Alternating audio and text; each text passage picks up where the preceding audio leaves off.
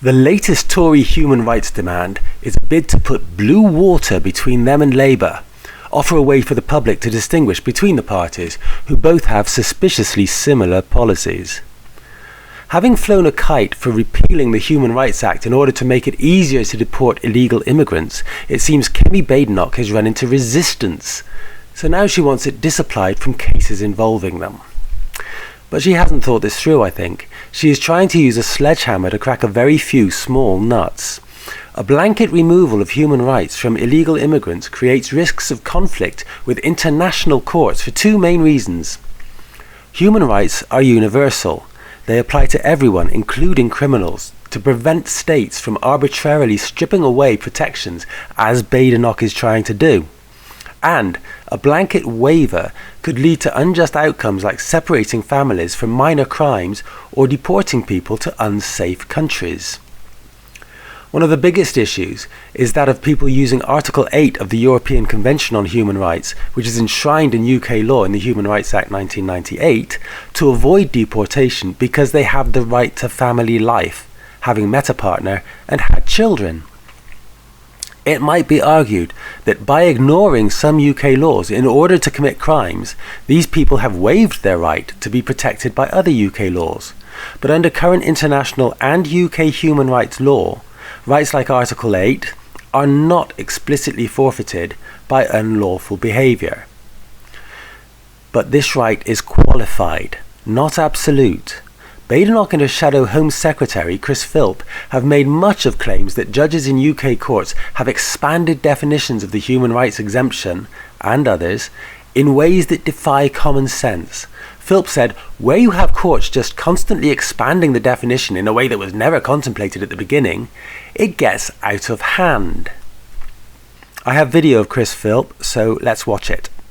Because you are proposing to make a big change today. To use the technical term, you're proposing to disapply the Human Rights Act when it comes to immigration. Essentially, that would be telling the courts they don't have to pay attention to the Human Rights Act when it comes to immigration cases. Do you really want to take people's rights away from them? Well, we're not taking their rights away from them. And just to be clear about what this means, since the Human Rights Act was passed by Tony Blair in 1998, it means UK judges can apply their interpretation of the ECHR, the European Convention on Human Rights, to domestic cases, including immigration. Now, the ECHR is very vaguely worded. It contains things like a right to a family life. Well, what does that mean?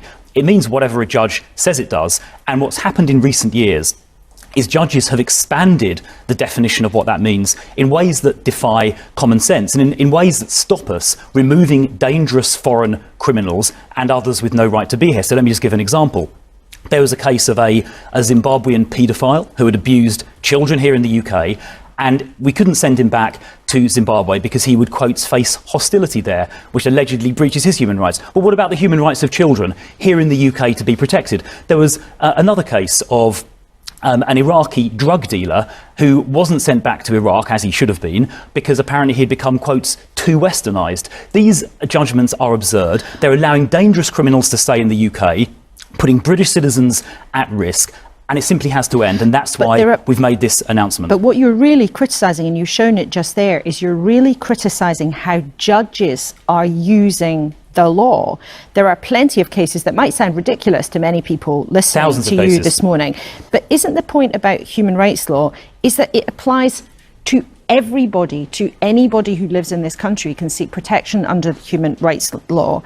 And you might not like it, but do you want to live in a country where politicians can pick and choose who gets their rights protected? No, look, of course we believe in rights, but where you have courts just constantly expanding the definition in a way that was never contemplated at the beginning, when these rights were enshrined 70-odd, 80-odd years ago, but again, it gets out of hand. But again, that's about how judges are applying the law. That's what you keep mentioning. Do you really want to be in a situation where politicians are sort of playing pick and mix with the legal system? Isn't the point that the judiciary is independent and people like you don't interfere in it? The point is, I think it's for Parliament, the democratically elected Parliament, to set laws, and for the courts then to interpret them. But because the ECHR is so vaguely worded, it means Parliament essentially can't legislate precisely to say what should and should not kind of count as a right and who should and should not be allowed to remain. Parliament has essentially been circumvented and trumped, as it were, by the way these ECHR rights are being interpreted. The courts are inventing novel and very expansive ways of interpreting these articles, which no one ever thought about. Because you want to change the law and change the human rights law in this country because you're not happy with how judges have been using it. And this came up recently in Parliament. Both your leader, Kemi Badenoch, and the Prime Minister both made criticisms of one particular case. But I just want to read you and our viewers what the most senior judge in England and Wales said. Lady Chief Justice Baroness Sue Carr said the remarks were unacceptable and conflicted with the duty of politicians to uphold the rule of law and respect the independence of judges. Well, I think she's wrong. I think it's reasonable for politicians, whether it's Keir Starmer, Kemi Badenoch or me, to comment on these judgments, particularly because these judges are inventing new interpretations. They're essentially inventing new law without reference to Parliament. That's what the ECHR has given them the power to do. And what we're saying is no, UK judges should follow UK law that's been passed by Parliament. They're still independent, they're still applying the law, but the law set by Parliament, not stretching the elastic. Now, it's important to say that in this proposal, we are still saying in the ECHR, so people can still appeal to Strasbourg, but many of these most ridiculous judgments that defy common sense come from the British courts. But why not then go the whole hog and leave the whole thing? Lots of people in your party, your colleague, the Robert Jenrick, the Shadow Justice Secretary, he thinks you should just leave the ECHR, leave the whole thing, make it clear.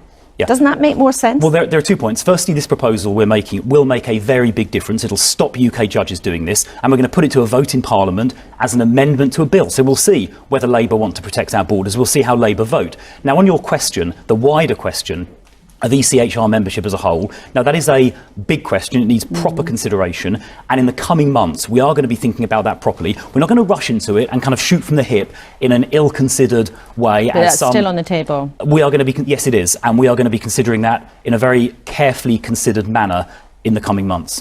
In terms of this particular proposal, and how you've been very critical this morning of how judges have been applying the law. You raised eyebrows previously by some of the things you said about this. Do you stand by saying that judges have twisted the law in order to protect paedophiles instead of children?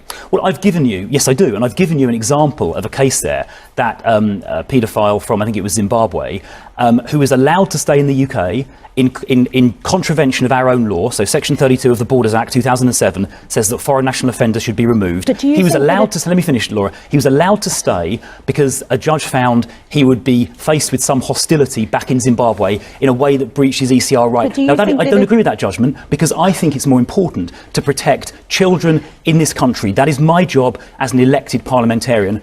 I'm not going to apologise for doing that. But do you think that a judge in this country deliberately chose to put a paedophile's rights over the rights of British children? Do you think that was their calculation rather than just them trying to apply the law in a way that you didn't like and many people listening this morning might not like? But do you think they did that deliberately? Well, I mean, it was a judgment that was handed down. And by the way, they weren't applying UK law. They were applying an interpretation of the ECHR.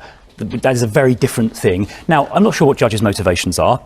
They're probably like erring on the side of generosity in each individual case. Let's sort of be generous and say that. But the cumulative effect of that, the practical effect of that, over hundreds and thousands of individual cases, is that foreign national offenders, foreign criminals, who should be deported under the 2007 Borders Act, are not being deported. And I think it's one of my jobs as an elected parliamentarian to make sure that our domestic laws are respected, that dangerous foreign criminals are removed, and we can't allow these inventive and frankly common sense defying interpretations of the ECHR by domestic judges to stop that. And that's why we're tabling this amendment. We've thought about it very carefully. We've analysed it very carefully. It will make a real difference. And that's why we're going to table it in Parliament tomorrow, Monday, and we're going to force it to a vote in the Bill Committee and then on the floor of the House. Isn't the solution then to nail down exactly what may provide an exemption and what may not? Instead of declaring that illegal immigrants' universal human rights have been removed, which cannot be done legally in the UK or anywhere else that is signed up to the European Convention on Human Rights, the law could be reformed to severely restrict human rights claims in deportation cases involving criminality. And it just happens that we have a bill going through Parliament into which such changes could be inserted very easily, the Border Security, Asylum and Immigration Bill, which is currently at the committee stage. This bill could amend the law to state that any non-citizen convicted of a serious crime, violence, sexual offences, drug trafficking, terrorism, is presumed to have forfeited the right to rely on Article 8 to resist deportation.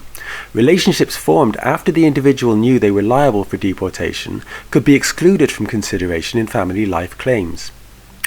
It has been suggested that exceptions could be allowed, but only in extremely rare cases like that of a parent of a severely disabled child with no other caregiver. But I'm not convinced about how this would work. If a person has been convicted of murder, they won't be allowed to go back home to look after a child. They'll be too busy serving a life sentence in prison. Again, proportionality has to be the key, and a tiered system may be the solution. So, murder, terrorism and or rape would demand automatic deportation, unless deportation would violate Article 3, the torture risk. I'll go into that sooner or later. Family ties are irrelevant. For theft and fraud, family and child welfare arguments can be considered, but deportation is still likely unless harm to the child is extreme. And for minor crimes, family rights carry greater weight. The other main abuse of human rights law involves Article 3, the prohibition of torture. Article 3 of the ECHR is absolute. Deportation is prohibited if there is a real risk of torture or inhuman treatment in the destination country. This applies even to serious criminals. But the law could be changed to allow deportation under strict conditions if the individual poses a grave threat to national security, provided the UK secures legally binding assurances from the destination country, for example monitored by independent bodies, that they will not face torture. This mirrors the approach used in the Abu Qatada case. Now Qatada, a radical Islamist cleric, was described as a threat to national security and was accused of having ties to terrorist groups. He was detained in the UK for years and faced deportation to Jordan, where he was wanted for trial on terrorism charges. He successfully argued that deporting him to Jordan would violate his right to a fair trial under Article 6 of the ECHR, as evidence obtained through torture might be used against him. His case went through multiple appeals, and he was eventually deported in 2013 after the UK secured assurances from Jordan that torture evidence would not be used. Finally, in relation to Article 3, courts could be required to consider the severity of the individual's crimes in the UK when assessing proportionality, a terrorist's risk to British society versus their personal risk abroad. To prevent lengthy appeals and legal processes that delay deportation, judicial reviews for foreign national offenders could be fast-tracked. The number of appeals allowed in deportation cases involving serious crimes could be limited, and a requirement could be created that human rights claims must be raised at the earliest stage of immigration proceedings, not as a last-minute tactic. The UK could borrow from systems like the US aggravated felony rule, where certain convictions trigger mandatory deportation with minimal exceptions. This would involve creating a statutory list of crimes, murder, rape, terrorism as described before, that result in automatic loss of the right to remain in the UK, regardless of family ties. Exceptions would require approval by the Home Secretary and a higher court. For lesser offences, proportionality tests could be retained, but requiring courts to give greater weight to the seriousness of the crime over family life claims. The UK could also negotiate bilateral agreements with high-risk countries to ensure safe returns, such as assurances against torture and monitored reintegration programmes. Exceptions for individuals trafficked into crime or those convicted of minor offences such as petty theft linked to poverty should be maintained. Vulnerable groups like children and victims of modern slavery should be protected from blanket policies, and robust judicial oversight should be ensured to prevent wrongful deportations to unsafe countries. The approach that I've just outlined would provide clarity for the courts, preventing judicial overreach and providing the shift of immigration powers from the courts to Parliament that Badenoch apparently craves. It respects the UK's obligations under the ECHR while prioritising public safety, and crucially, it discourages criminals from exploiting human rights laws as a shield. So, how about it, Yvette Cooper? That's all I have for you for now. Please like, comment and subscribe, and you can hear me in the next one.